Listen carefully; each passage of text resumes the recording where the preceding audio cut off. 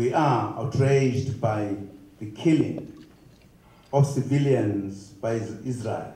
We also condemn the killing of Israeli civilians by Hamas. The US-Africa Summit was held from August 4th to the 6th.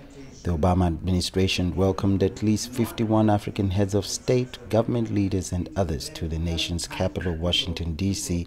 This was a follow-up to President Obama's Africa trip last summer. Among other guests to the lunch were Reverend Jesse Jackson, the South African ambassador Ibrahim Rasool and other ministers, First Lady Bongi Ngema, who accompanied President Jacob Zuma on this trip.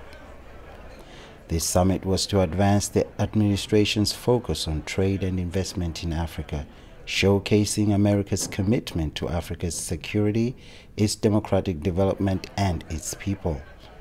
The National Press Club hosted a luncheon and press conference for South African President. The president of the club, Myron Belkind, welcomed the guests. President Zuma kicked off his speech by outlining the achievements his country has made in its 20 years of democratic rule. We pride ourselves in having a progressive constitution that enshrines freedom and expression. He acknowledged that there was a lot to be done in terms of eradicating poverty and inequality, as well as curbing unemployment. He shared a vision. By 2030, we want poverty to be history. He also talked about the investment climate in his country. We are happy that there are about 600 US companies investing in the South African economy. He complimented the success of the African Growth and Opportunity Act, AGOA. Over 95% of our exports get into the US markets through AGOA. A South African businesswoman, Ms. Bridget Radebe, had this to say. Mining, for instance, is one of the major industries in Africa.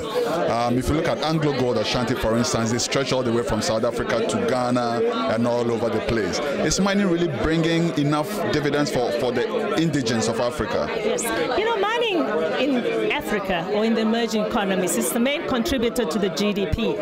But beyond that, you find that mining is a direct contributor, directly and indirectly, to other non-mining industries. Like, for instance, in South Africa, mining contributes about 95% of electricity. Mining contributes about 40% of manufacturing.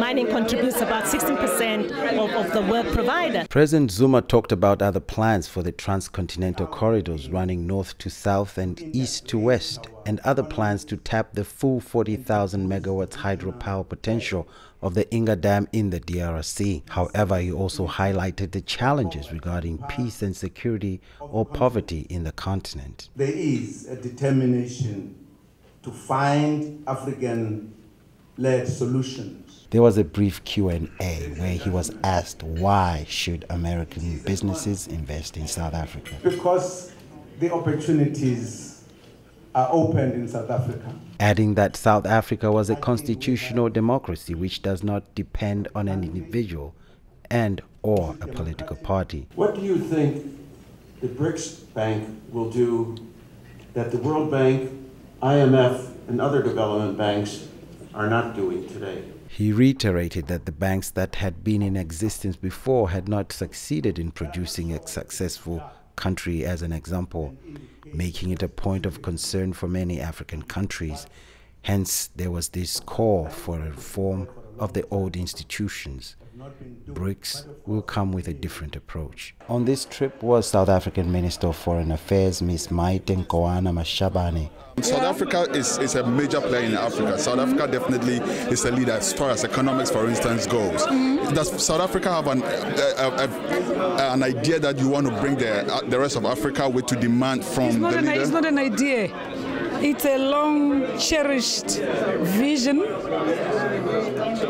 that is 102 years old. It's as old as the African National Congress. The South African government that is in power today, the party that is in power today is the African National Congress. That has always cherished the African dream of an Africa that is developmental, that is secure, that is at peace with itself, itself. So everywhere we go, we champion the African agenda. So it's not a new thing. National Press Club President Myron Belkind spoke about the declaration of the International Year of the Club to Sahara TV. We've declared the National Press Club to be the international year at the club. And I'm so honored that as president, I was able to host last Friday the President of the Republic of Congo, today the President of the Republic of South Africa, in the 20th anniversary year of Nelson Mandela speaking at the Press Club on October 7th, 1994. President Zuma spoke of a united African success story. South Africa